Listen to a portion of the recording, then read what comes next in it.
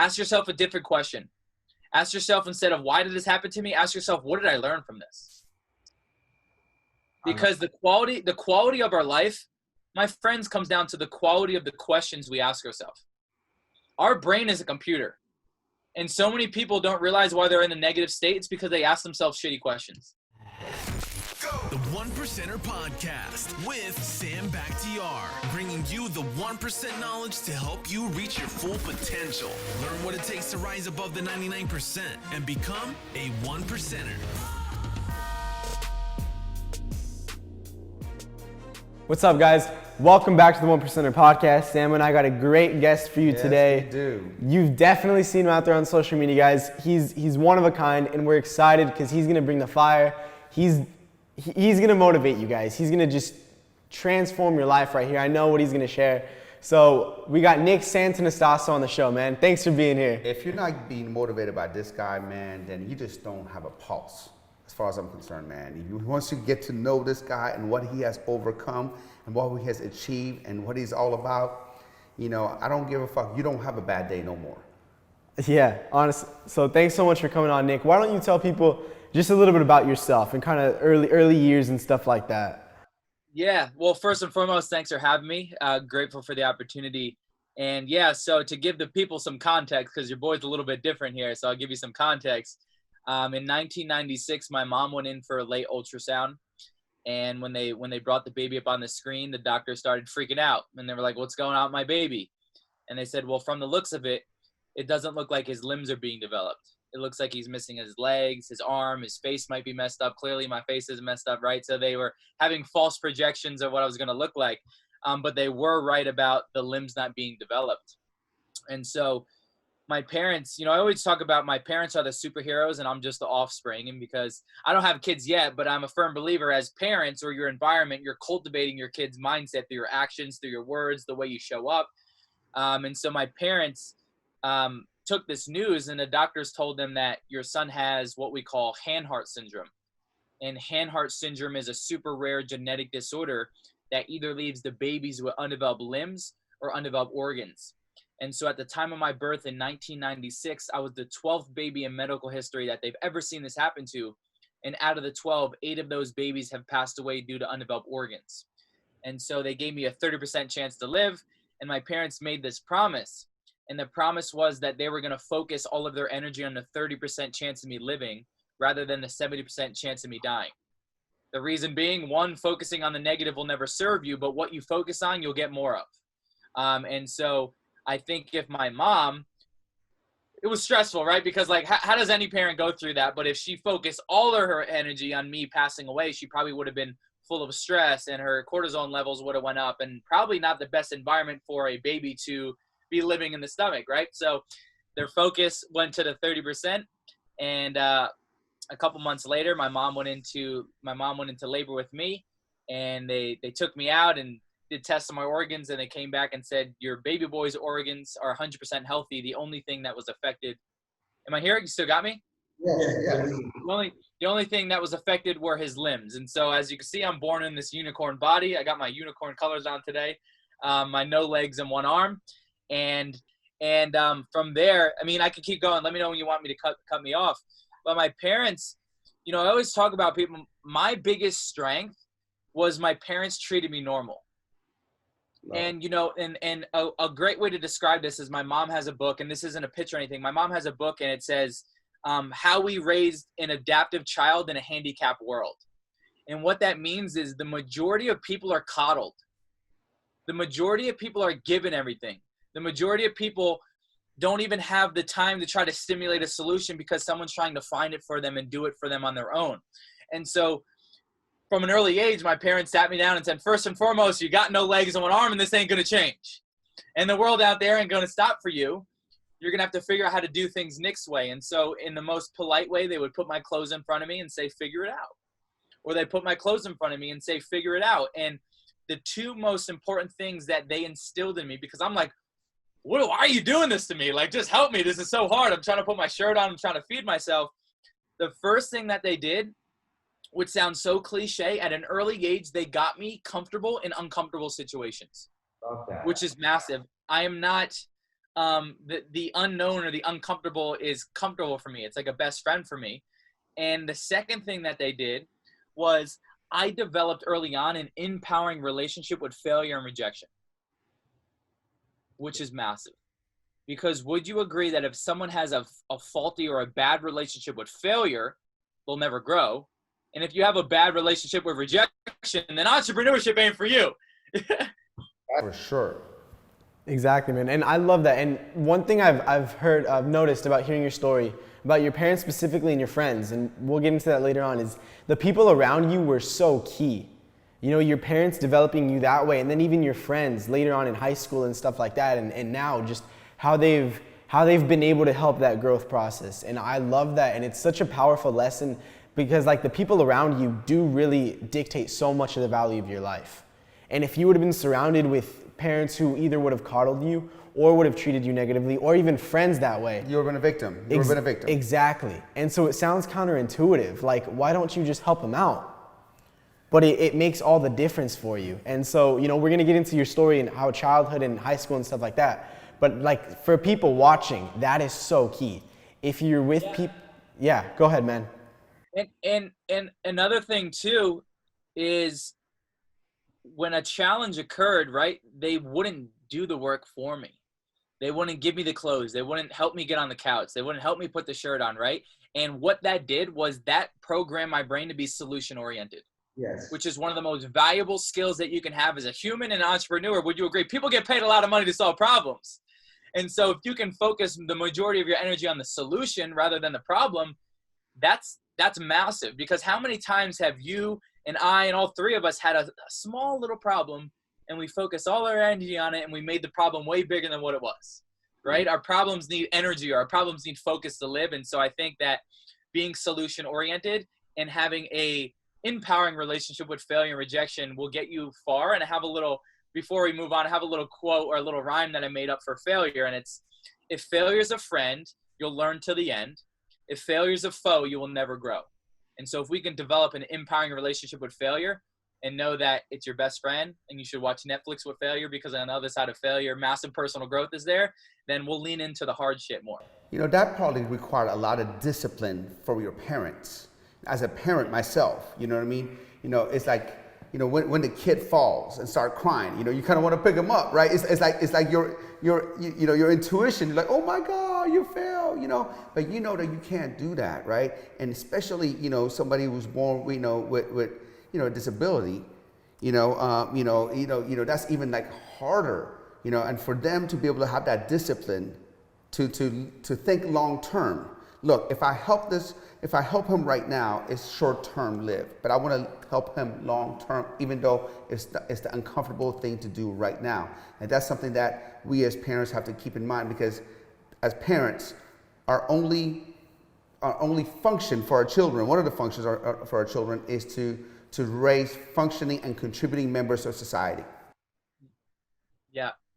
I agree. And I interviewed my dad like later on in my adult life, and he's like, dude, if I would have put stepping stools everywhere and little loopholes on all the doors, like you would have got smacked in the face by reality at an early age when you got out of the house. And so, yeah, they were just setting me up for success. And my parents always say, you were the fourth child, so we got the split test on the other ones and figure out what works and what doesn't. That's funny, man. So let's get into high school, because high school you did something that was pretty crazy. So how did that work for you? How was high school and just that transitioning and everything? Yeah, I'm a kind of crazy guy. I think all three of us are probably crazy. That's why we're on this call together. And so I'll give you a little context of why I did some crazy things. The reason being is because when I got into middle school, I was seeking connection. I was seeking love from women, to be honest. And to be fully transparent, I didn't, or at least I felt like I didn't receive the same love that my boys were getting, or that my girlfriends were getting boyfriends, and all that's a big deal. And I had a specific moment where I was on the bus. I still remember this girl's name and everything. And I was on the bus, and she was going down the bus, and she was making fun of everyone. And she got up to me, and I looked over to her, and she said, Nick, I don't even have to start with you. You're already too messed up anyway. Look at you. And I'm a 14-year-old kid, right? And so what's the first question that I asked myself? Why me? The victim mentality, right? We're talking about victim to victor, that we go into the victim mentality of why me. But the one thing that humans do is we stack thoughts. And so we can stack thoughts in a positive way, or we can stack thoughts in a negative way. One of the reasons why, if you ever woken up on the wrong side of the bed, if you don't shift your focus, your whole day's shot. Your whole day's negative, because as humans, we want to stack and stack. And so when this girl said that to me, I started developing beliefs like, Nick, what are you thinking? You'll never have a girlfriend. She just told you. Or you're disgusting. Girls don't like you because you have no legs, one arm. Even if you have a girlfriend, Nick, you can't walk her to her locker. You can't hold her books. You can't open her locker. Is she going to want to hold your finger? Like stack and stack and stack, right? And so I felt not worthy enough. I felt uncomfortable in my body. And the big secret sauce was I had lack of confidence. Yeah. And so my question to myself was, where does this secret sauce come from? Where does this confidence come from? I was like, maybe you're born with it. I wasn't born with legs. I guess God or whoever missed confidence too. Like he messed out some parts here. Where does this confidence come from? And I learned later on, I didn't know this during what I was doing, but I learned later on that we talk about confidence as a skill, you know, and one of our great friends too, Ed Milet, has a same analogy as like confidence is self-integrity. And how you build confidence is that you keep your promises within yourself. You know, and a great example, it's like, Sam, if I told Sam, I was like, yo, meet me at Chipotle. We're going to have a date at 6 p.m., a little bromance date at 6 p.m. He's like, awesome, I'll be there. He shows up and I don't. How many times of me not showing up does Sam realize Nick's not reliable? But when we flip the script, how many times for you not showing up for yourself do you realize that you're unreliable? People don't realize that. They let themselves down too many times. And when you let yourselves down too many times, subconsciously, you don't view yourself as the winner or achiever that you think you are. We see that, right? And so Nick's looking for the secret sauce of confidence. And I'm from New Jersey. And in New Jersey, wrestling's a big deal. I know wrestling's a big deal in Cali as well. And my older brother, he passed away a couple months ago. And I wanted to be just like my brother. And he was a badass wrestler. And all his friends were wrestlers, and he'd always practice wrestling moves on me, you know, me being like a little guy. And so when I got into high school, all my best friends are wrestlers, and my brother's still in my life, and he was a stud wrestler. And so one day my friends came into school, and they're like, bro, you know, winter's coming up, and I don't really get to see my friends during winter because they're consumed by wrestling. And he's like, why don't you try wrestling? And the first word that came out of my mouth was, I can't. And I say that and I acknowledge it because the majority of humans and entrepreneurs, we start off with the word can't. And language is extremely powerful. And not only is this like unicorns and fairy dust and people think it's mindset mumbo jumbo, but when you use the word can't, not only is it disempowering, but you're blocking your brain from stimulating solutions. But if you, and the one quote that my parents engraved in me at an early age was, Nick, it's not can't, but how. There's always a way. You got to find a way, especially if you're a human, you always find a way. And so I tend to use the word how. And I've learned growing up that there's a even more powerful force than the how, which is the why. We can get into that later, but we all know about the why. Why is way powerful than the how. But then I was like, I can't become a wrestler. And the reason why I said I can't become a wrestler is because this arm, we call it the potato. It became a wrestling move called the potato. But it used to look like a chicken wing. And the reason why it looked like a chicken wing is because this arm was 5 inches longer than it is now. And my bone was growing faster than my skin. So it was super sensitive. And the bottom line is, if I would have hit my arm hard enough, my bone would have came through my skin. And so I'm like, oh, hell no, I can't wrestle. Something's going to happen. I'm not trying to have my bone come through my skin. And then solution-oriented Nick kicked in. And, you know, like, you know, when someone tells you an idea, you kind of blow it off. And then you're like driving in your car, you're laying in bed, you're like thinking about all the ideas or all the ways that you could do this. And I think I was so motivated to find a way because for me, this was like saving my life.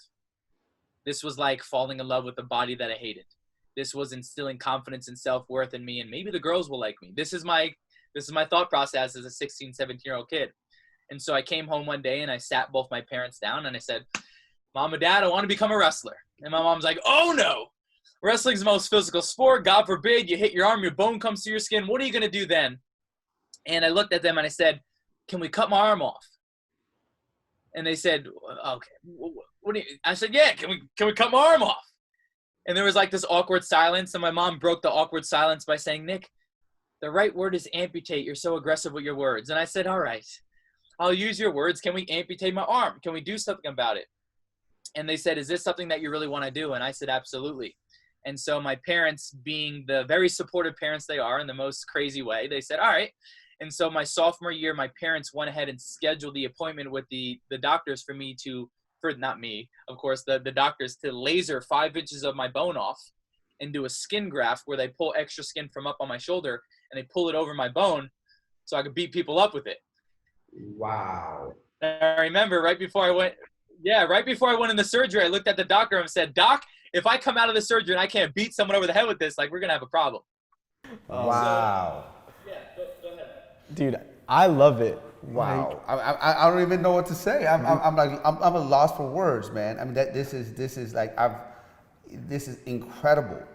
Incredible. So when did you realize, though, I mean, I know that I came to the United States when I was, 11 years old. I was different. I was an immigrant. I came to a little town that was only minority, in school. I had like a little unibrow going on and all that kind of stuff, and everybody made fun of me. And for a while, I was like, oh my God. Not until I found weightlifting, and then I started feeling better about myself, and started having better self-esteem and better confidence. Like you said, I made the promises that I made to myself, going to the gym every day and overcoming obstacles, which is weights, but at what point, did it ever get to you that, oh my God, I'm different, and nobody's, I'm not the same as everybody? Did it ever get you down? And when it did, if and when it did, what did you do to get yourself out of it? Yeah, great question. And I'll be fully transparent. I had a lot of downs. I remember the first thing that comes to my mind when you said that, Sam, was I came home and I asked my parents one time, why can't I ride a bike like the other kids? Wow. And what a dick, right? For me, like, what a question to ask your parents, but like, why can't I ride a bike like the other kids? And my dad's very solution oriented too. And so like, couple weeks later, my dad had a 3-wheeled bike that I can pedal with my arms. He's like, here you go. Now you got a bike, do it. And like always like found a way and like gave me the opportunity to step up, right? Or I came home and I was like, I want prosthetic legs. And our whole lives, like, so how it works with prosthetics, and some people may know this, I don't know why you would know this, but based on how much limb you have, like as in like quad, like your leg, if you don't have much quad, it's very difficult for you to operate prosthetics. And so for people that are like below the knee, like it's a little bit easier. I'm not like discrediting them, but it's a little bit easier than someone. I probably have about 5 or 6 inches of quad left. Like that I was born with. And so then we finally found a prosthesis or a prosthetic place that can fit me for legs. And this is a great transition because when I got into my legs, first, they put me in these little things called stubbies, and they're like stilts. And this was just for you to exercise and activate muscles. And I'm like, by the way, I'm an Italian kid. I'm chubby. I wasn't in shape. Like, I love food. I'm all in about food. And so I got into these legs, and I was like working with the stubbies, and I was working. It was great. And Nick always wants to run, right? We always want to just like go full force. And so they finally moved me into the big legs. And now I go from 3 foot or 2, I don't even, it's funny to say 3 foot, but I went from like 3 foot to like 5 foot. I'm like, holy, the weather's so much better up here and all this stuff. But asking like simple questions of like, how do you fall? And how do I get up if I fall? And, but basically the big breakthrough was that I physically wasn't in the shape to move the legs. And, like my lower back is firing, my abs and obliques are firing. Like I just don't have the muscle or the conditioning to operate these legs the way that I want. And so I took a break from the legs, but I realized that if I wanted to live long and I wanted to do things such as legs or be an athlete, then I needed to take care of my body, even if I don't have all my limbs. And like you were saying, Sam, like I firmly believe, and you can correct me if I'm wrong, if I fall off on my fitness, my whole life falls off. Oh yeah, for sure. I mean that's my anchor for the day. That's my anchor for the day. These guys know that I gotta, I get up at 4 a.m. I gotta train at 5. If I don't do that, it's a guaranteed bad day for me. You know, so no matter how much, sometimes I don't want to get up that early in the morning. I'm like, I know I have to do it. It's just, this is how what it is. And I'm so glad that, you know, we think the same. Yeah, it's the foundation. And I feel like,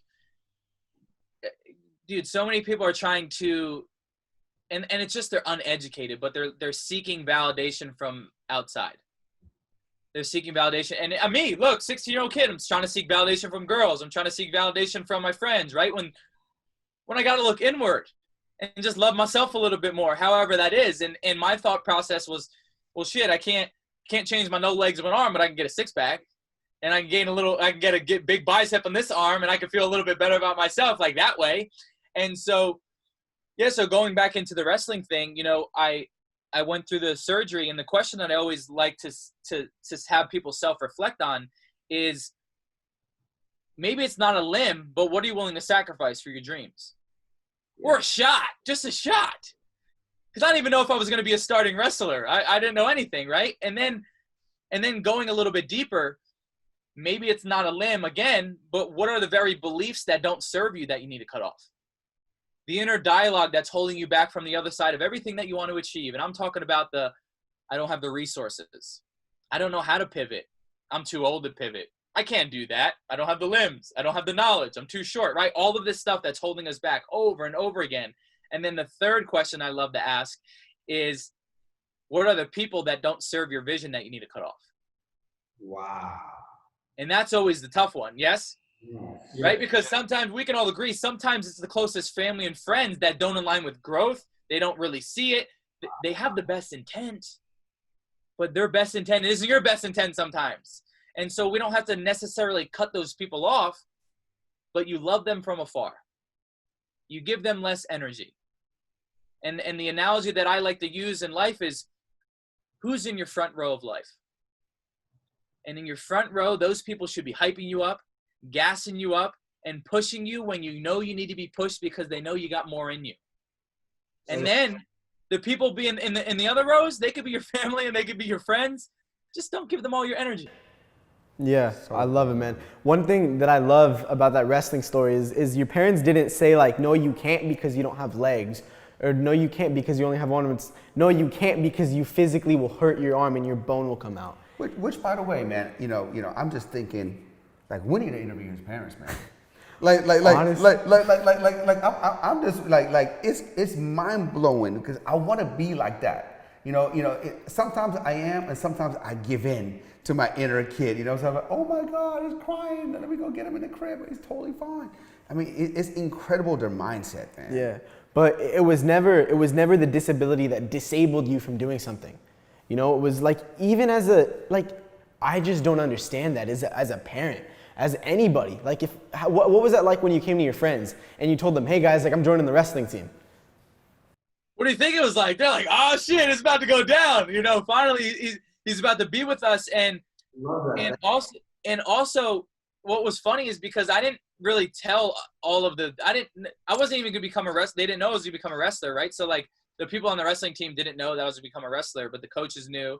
And I literally told them, like, yo, I'm gonna go through the surgery so I can come out for your team. I was like, I don't know how good I'm gonna be, but this is gonna not only better the quality of my life, but I'm gonna become a wrestler.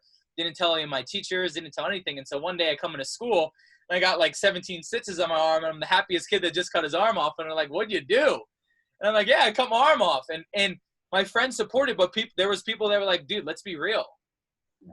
How are you gonna become an athlete? How do you become an athlete, let alone a wrestler? You got no legs or an arm. And for me, at least for me, I never let the outside noise affect me. I let it drive me.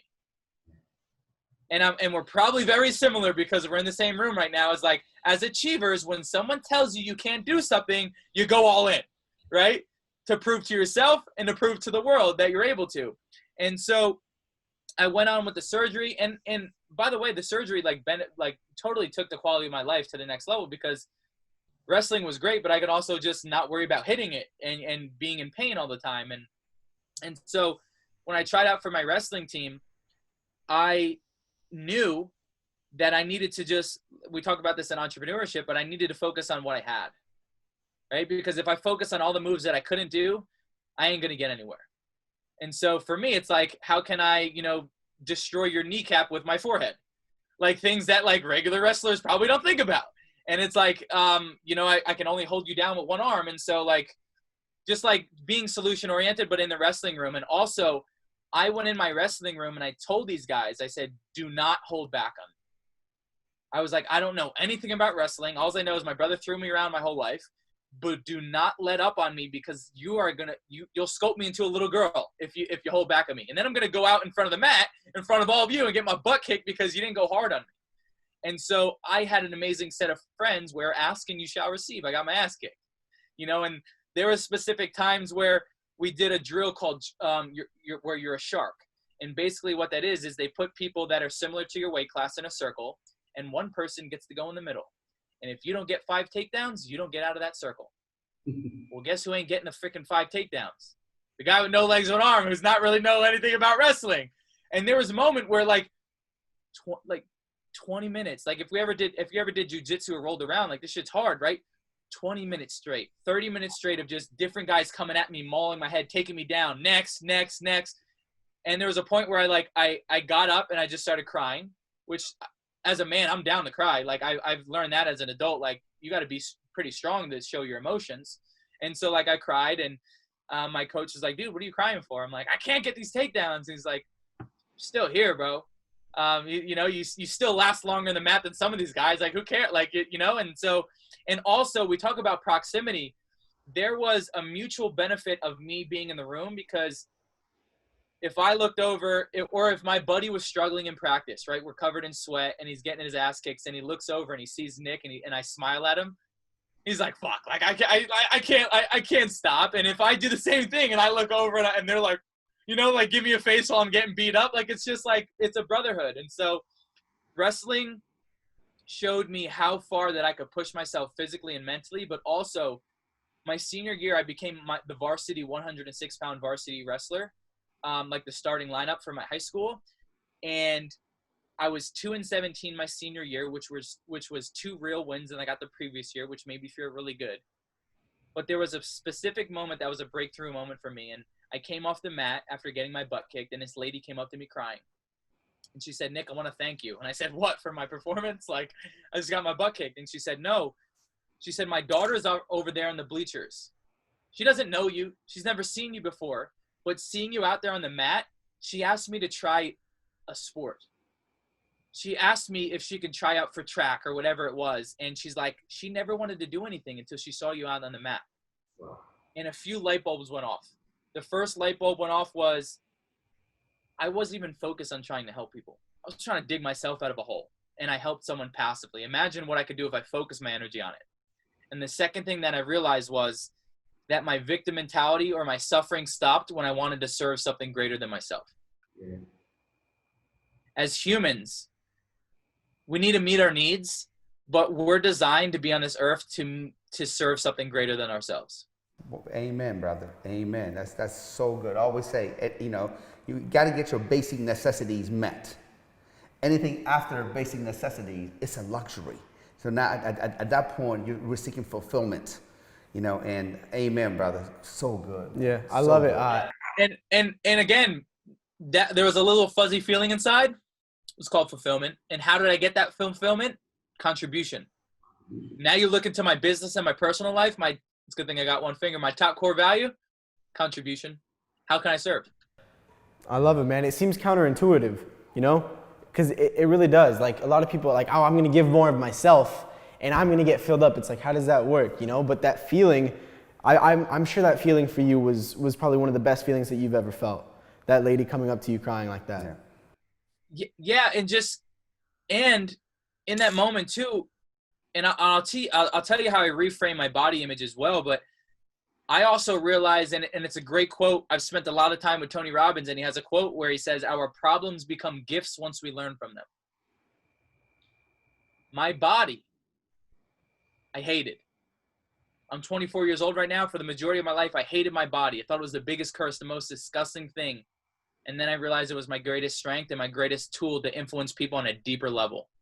Then my life changed. When I realized that my world was happening, you know, for me and not to me. We talked about that quote as well. But that's for all of us. You know, it's like one of the greatest gifts that all these viewers can give themselves right now is like after this podcast, do this exercise. If you're I'm going to challenge you. If you're an achiever and someone who wants more out of life, do this exercise. And basically after this podcast, sit down and ask yourself, what was the worst moment in my life? What was the biggest shit show, challenge, death in the family? I don't care what it is. What was the worst moment in your life? Write it down and change the story of it. Ask yourself a different question. Ask yourself, instead of why did this happen to me, ask yourself, what did I learn from this? Because the quality of our life, my friends, comes down to the quality of the questions we ask ourselves. Our brain is a computer. And so many people don't realize why they're in a negative state. It's because they ask themselves shitty questions. So true. Ask yourself a shitty question, you get a shitty answer. Ask yourself a positive question, you get a positive answer. And so in the middle of trials, tribulations, and failures, take a deep breath and say, what can I learn from this? Because there's a quote that I live by Nelson Mandela, and he says, in life I don't lose, I only win or learn. And when you can train your brain to only win or learn, oh man, what a superpower. Oh yeah, man, like nothing can get you down. It's like, all right, sick, I learned how not to do this, go on to the next one. And so I love it, man. Evan Carmichael has a quote. He's like, your greatest purpose comes from your biggest pain. And it's the same thing that you're saying, man. It's like the thing that you hated the most about yourself is now the thing that's helping you help so many people. And so how did you, after wrestling and after high school and stuff, how did you kind of get in that space? Where did that take you? Yeah, I got an interesting way of getting out there. And so my senior year, how Sam, what's your friend's name? I'm Justin. Yeah. Justin, how old are you? I'm 20. Oh, you're young gun. All right, so you might know this, Sam. You might know this as well. When I was a senior in high school, right? I had more confidence. I'm a wrestler. I'm feeling good, right? And the app Vine came out. And remember, Vine was the app where you could post 6-second videos. And in that little taste of helping that little girl, I was like, I want more of that. And I want to create a way, one, where I can make people laugh and inspire them at the same time, but I want to do something that has never been done before, that just has the greatest chance of going viral. And so I thought of an idea, and my idea was, well, I'm going to put fake face and fake blood on my clothes, and I'm going to pretend to be a zombie and scare people in public.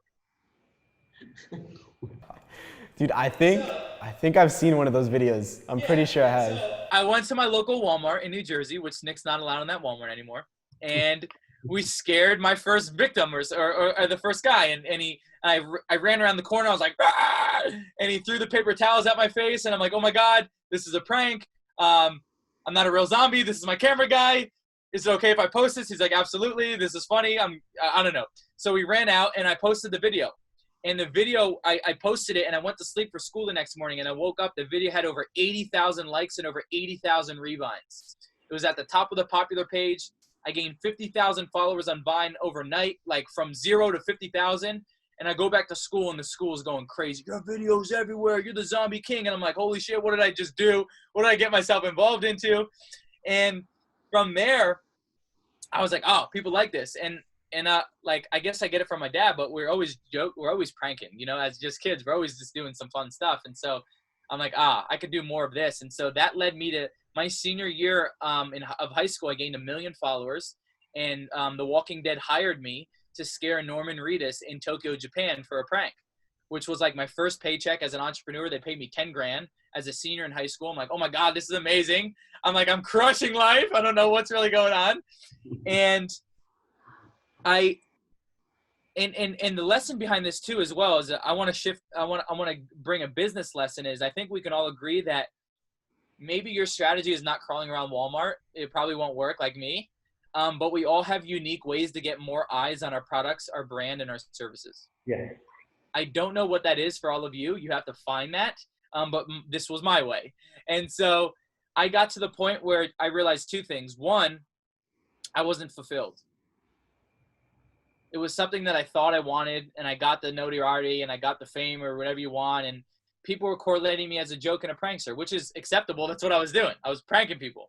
And so I wanted to do something bigger and better. And at that point, I moved to Tampa. I had a past mentor who owned a meal prep company, and he was like my first taste of entrepreneurship and my first like really successful mentor. And like handed down, 10X rule and be obsessed or be average. And I'm like, oh my God, like this stuff is great. And so I recalibrated, right? Sometimes we have a plan, or sometimes we do something and it's simply a stepping stone for our greater purpose. And so I was like, all right, I want to do something bigger and better. And I always envied people or looked up to people that were in shape. And I thought about it and I said, well, if I become a bodybuilder, one, people can't say, well, it's easy for you to become a bodybuilder. You have no legs or an arm. It's like, you can't say that to me. I don't have to do leg day. I get to skip leg day, which is glorious. Right. And, you can't buy a fit body. Oh. And so they can't discredit my hard work because I sculpted my body once I get there, and I'll be able to monetize it because I'll be a walking, hopping testimonial. Right. And so I wanted to become a bodybuilder. And real quick, because I missed this story, I just want to go back. I had the choice or the decision to either move to LA, to become like an Impractical Jokers guy on a show, or go to college. I picked LA. I dropped out of college. I moved to LA with 10 grand in my bank account, and I brought one of my friends who was older, who wasn't attached to anything. I'm like, want to move to LA with me? He's like, sure.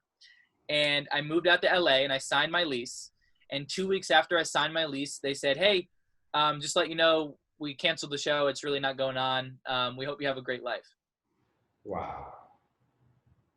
And I'm like, I'm 18. I don't know anything about contracts, pilots, any of this. And so I'm like, this can happen? Like you could just cancel the show on me.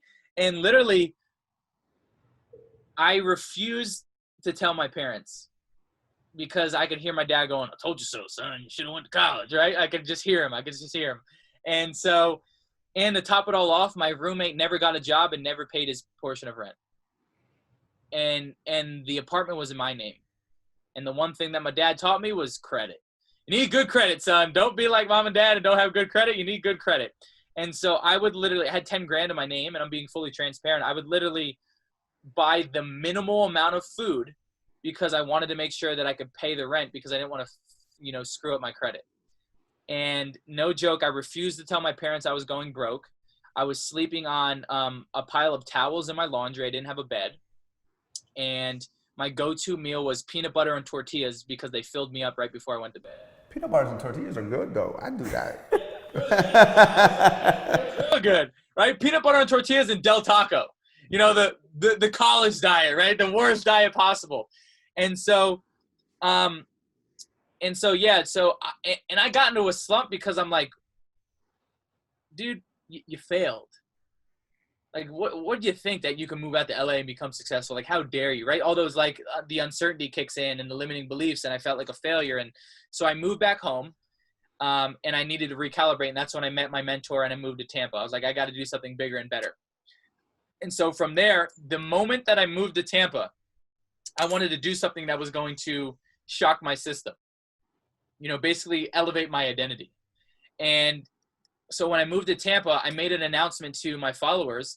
I said, guys and girls, I don't know anything about competitive bodybuilding, but before this year is over, I'm going to compete in men's physique. Because people started watching my bodybuilding videos. And I set a date that I was going to compete. And like any young entrepreneur or student of the game should do is find someone who has the results that you want and model them and learn from them and soak up all the knowledge so they can expedite the process.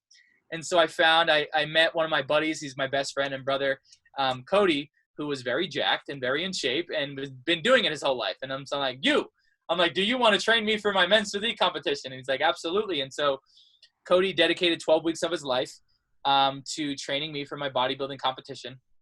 And that's when I met The Rock. I met The Rock in Vegas like 2 weeks before that. And then I went out on the bodybuilding for my bodybuilding show. And I competed in men's physique because they don't judge your legs. So I was like focusing on my strengths, right? And I knew as a man with no legs or an arm that if I would have stepped out on stage at 20% body fat, people would have clapped and gave me a standing ovation, and it's bullshit. I don't want it. I want to win. I want to win legit, right? And it's an even playing field. And so I got out on that stage at 5% body fat, and I took third against able-bodied guys. Wow. And I wanted to show people that my famous quote, I wanted to show people that it's not the physical body that holds you back, but your biggest disability is your mindset. It's your conditioning, and it's your programming, and it's the way that you view the world. And so I took third in men's physique, and that set me off on a whole nother journey. But you intertwine before we jump into anything else. Oh man, I'm loving everything. This is crazy. Yeah, I love that you didn't want that moral victory. You weren't like, don't give me a standing ovation. Like, I want to win. I don't want you to judge me easy or any of this. Like, that competitor spirit was in you every time. You know, I think even you had like a forfeit victory your junior year of high school in wrestling, and it's like, you don't want that. You wanted to win pure, and you wanted to win fair. And I love that, man, because so many people would have taken it. Would have been like, yeah, like clap. Like, I'm here, I tried, even coming out 20%. But you were like, no, I want to compete the same way you do. I'm going to win. You know, I don't want no preferential treatment. I'm going to win. You know, I'm going for it. You know, I don't want a participation trophy. I'm going for it. Now, what would you, Nick, what would you say to someone who self-sabotages themselves all the time, or they're like their own worst enemy? How would they get out of it?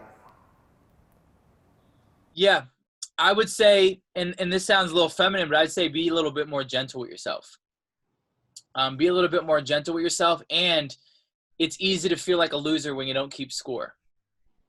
And so what I mean by that is humans don't self-reflect enough, and we don't celebrate our wins enough. Especially if you're an achiever and a winner, you achieve something amazing and you say, I could have done it sexier, could have done it more efficient, could have done it faster, could have done it cooler. You don't celebrate your wins. It's like, what's the point of winning if you don't celebrate them? And so for those that are self-sabotaging, I think the first step is, if you're aware that you're self-sabotaging, that's the first step. Because the majority of our patterns and our conditioning is unconscious. That's why, I feel for people, because it's either they're uneducated or they just don't know that they're doing it because it's so engraved in them. And so the first step, become self-aware. And when you become self-aware, you take that pattern and you take it from unconscious to conscious, right? So now you can strip power away from it. And then the other thing that I would do, or my advice for them, is set little goals. Like, set these little micro goals. Like, not something that you're going to fail and burn on, but set little steps and celebrate them on the way. Because so many people think, and this is my opinion, correct me if I'm wrong, so many people think there's a destination. And when I get there, shit, I'm good. This is it. Like, I'm going to have a specific amount of money in my bank account, and I'm going to quit. Or I'm going to get to this perfect physique, and I'm going to quit. Or I'm going to get the perfect girl, I'm going to quit. That was me. I used to think, I was like, shoot, once I get married, I don't even have to bodybuild anymore. Like, I get fat. I can start eating. Like, it's great. But it's not the scenario. And so I would stress that it's not the destination, but it's who you become on the journey. And yeah, just pat yourself on the back more. And also I would say take a good look at your surroundings. Because if you're surrounded by other people that self-sabotage yourself, it's only a matter of time where you self-sabotage your own life. The same thing with your standards. Take a look at your people. If your people have low standards, it's only a matter of time before you start lowering your own standards in your own life. I don't know if that helps, Sam. No. It's right on. It's right on, man. Because the fact that you said that, be gentle with yourself, be kind to yourself. I was a person who never ever celebrated my wins. I was like, oh, I could do better. I could be better. I could be, because I competed for so many years. And it's so funny, that you said that keep the promises that you make to yourself, because the biggest blow to my self-esteem was dropping out of the competition 2 weeks before the competition.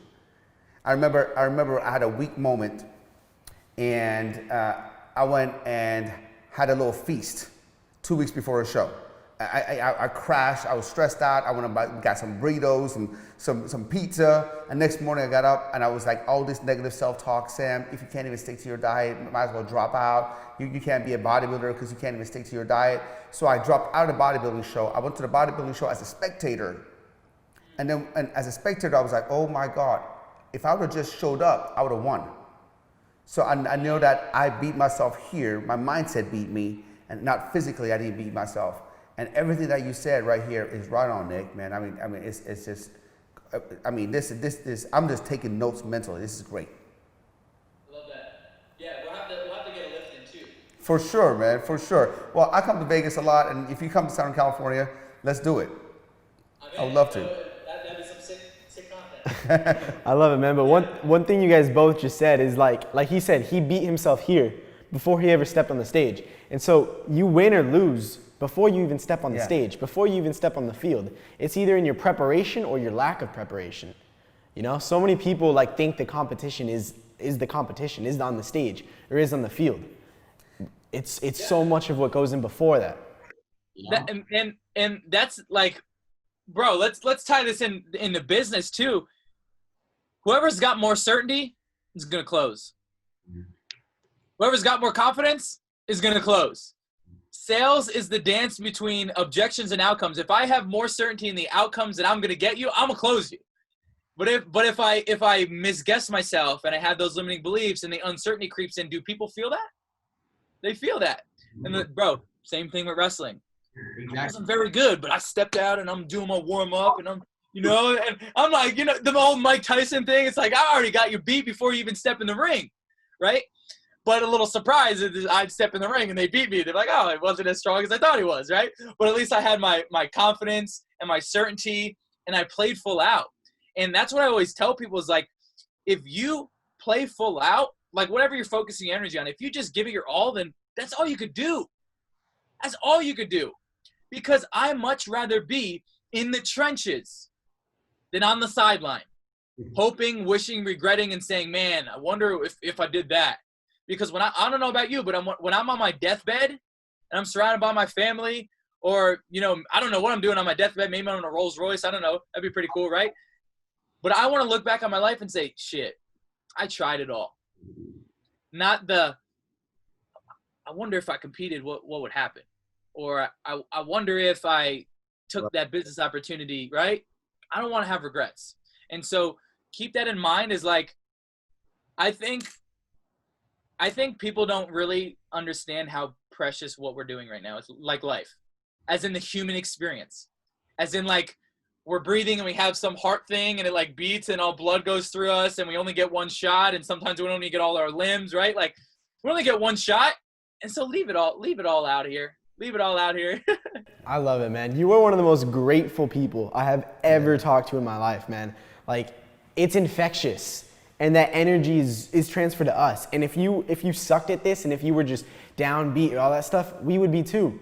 And like, but you're the opposite, and so it makes the quality of the interview better. And that's such a relation to business, to life, to everything. That energy is transferred, and it's infectious to us, man. And there's no reason why, like, everybody can't do that, If there's anyone that's gonna have an excuse, it could be you. Yes, anyone. And I think after this, anytime I hear an excuse, I'm just gonna be like, I'm gonna think of you. And I'm gonna be like, are you kidding me? I've always been allergic to excuses, man. I'm always allergic to that, but now I'm in a whole new level. I'm a whole new level. I'm just gonna, refer them to your Instagram page and be like, look at that, man. I want to talk to you, and then come back and talk to me. I'm in. I'll always be there. And also, I just to add on, like, and I have to, like, I've been surrounded. I'm very grateful that my proximity is amazing. I've been surrounded with some of the best minds in the world. It's the reason why I have so much knowledge at 24. I also think I've been around. I've had many lives. I think this is my last live. I feel like I'm little baby Yoda on earth right now. Same size, got all the answers, all the wisdom. But the thing is, and I'm bringing another quote from the big man, is your life will change when you drop your expectations for appreciations. Wow, nice. People expect results.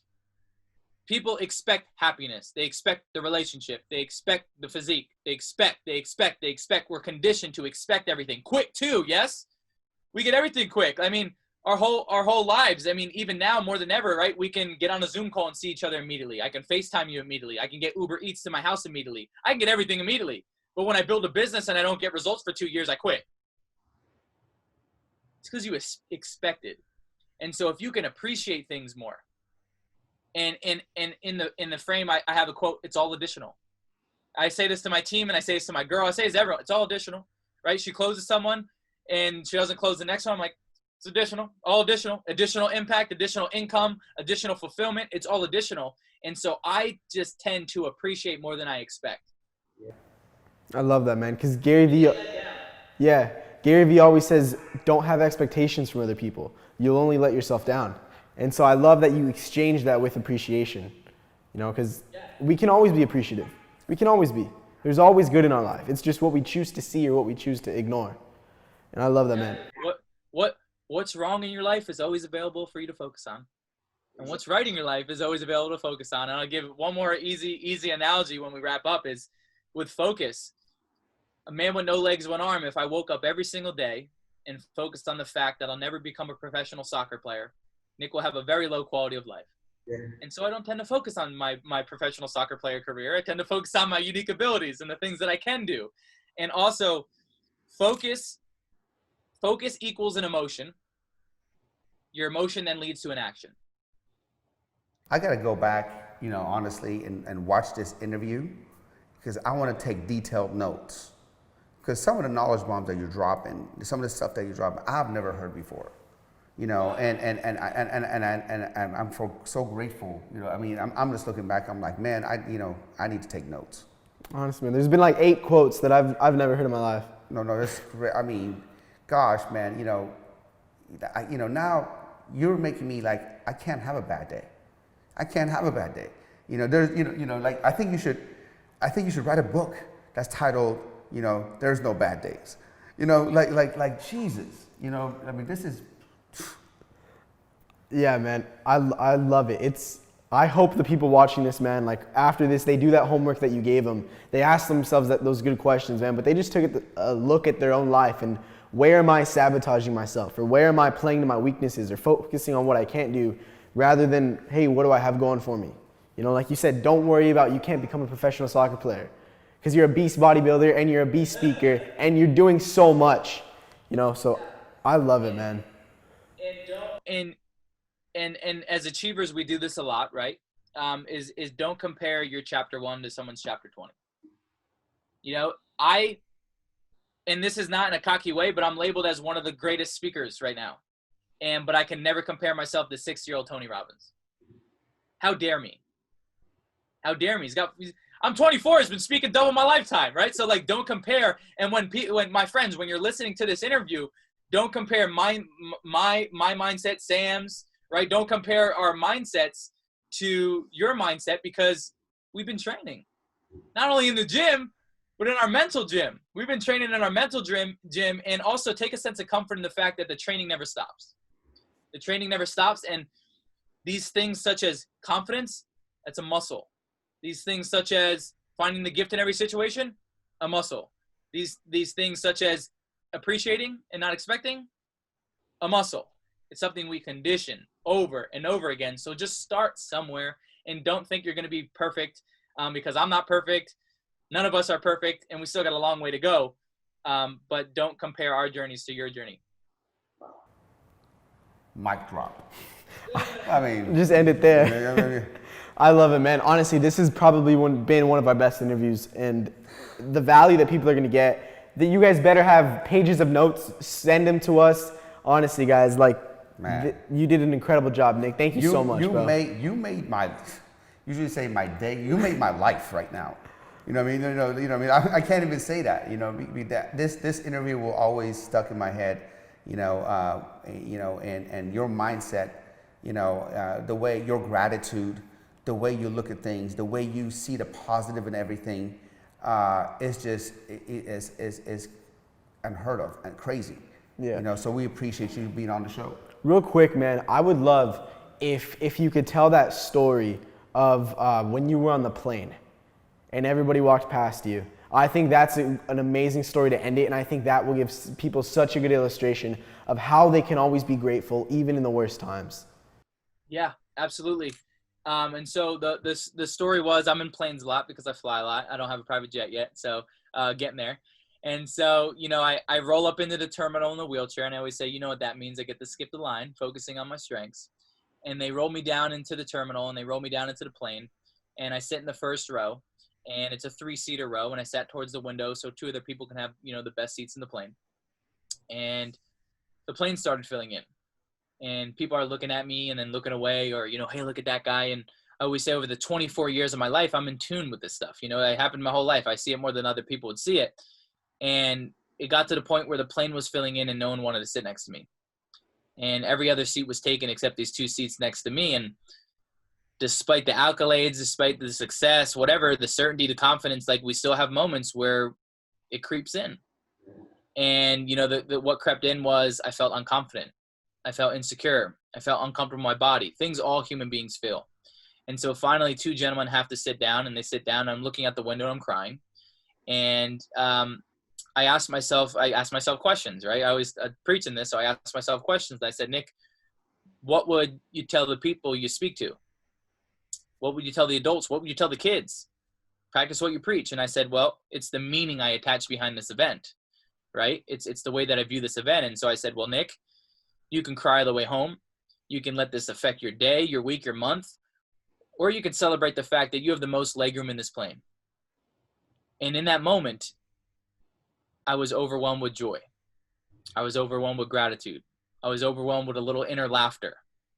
And that all happened because I changed the story I changed the meaning around the story. And so I took a loss and I turned into a W, because you all pay for your legroom and I get it free. And so that's the way that I viewed the situation. And rather than saying, well, people don't want to sit next to me, it's like, well, those aren't the type of people that I want in my life anyway, if they don't want to sit next to me. My body also became my biggest filter. And what I mean by that is I realized that if a girl doesn't want to love on me, if a girl doesn't want to be in a relationship with me, if someone doesn't want to do business with me because of my no legs or one arm, well, wait, maybe this disability, or whatever you want to call it, is actually working for me. And it's filtering out the type of human and women that I don't want in my life anyway. Maybe I'm my own filter. And maybe you are your own filter right now as you're sitting at home, wherever you are tuning into this podcast, is that if someone doesn't love you for showing up your authentic, transparent self, that's the universe's kind way of saying, get that person out of your life because they don't deserve who you truly are. And so that's how I reframe my body image. And that's how I reframe the plane story. I love it, man. That was the perfect way to end it, man. How many mic drops are we going to have on this damn show? We're running out of mics. We're going to need to put some sound effects in there. The hell? I love it, man. But guys, Nick, why don't you tell everybody where they can find you, where they can support your stuff? Yeah, my OnlyFans. No, I'm just kidding. I don't have an OnlyFans. So I'm on Facebook. I'm on LinkedIn. I'm on Instagram at Nick Santonastasso. But my last name's really long. So if you type Nick Santo, you'll see a guy with no legs, one arm, with a bunch of tattoos. And I think I'm the only one running around right now. So easy to find me. And then, you can find me all there. Reach out. One of my expertise is I teach coaches how to scale their business online. That's what I've been focusing on right now during COVID. And then look out for more content from me and Sam, because I'm coming to visit him in person. We got to do some things in person. Looking forward to it, Nick. Awesome, guys. So go check him out on Instagram. Go follow everything he's doing. He just dropped some of their new lines. So you guys, if you want to get some of their merch, check it out as well. But guys, thank you so much for tuning in. Please like, subscribe, leave a review, and we'll see you guys next time. Hey guys, if you liked today's episode, do me a huge favor. Go ahead and leave a comment below, subscribe to the channel, leave me a review, and tag a few friends that you think can benefit from what we shared today. Really appreciate it. God bless.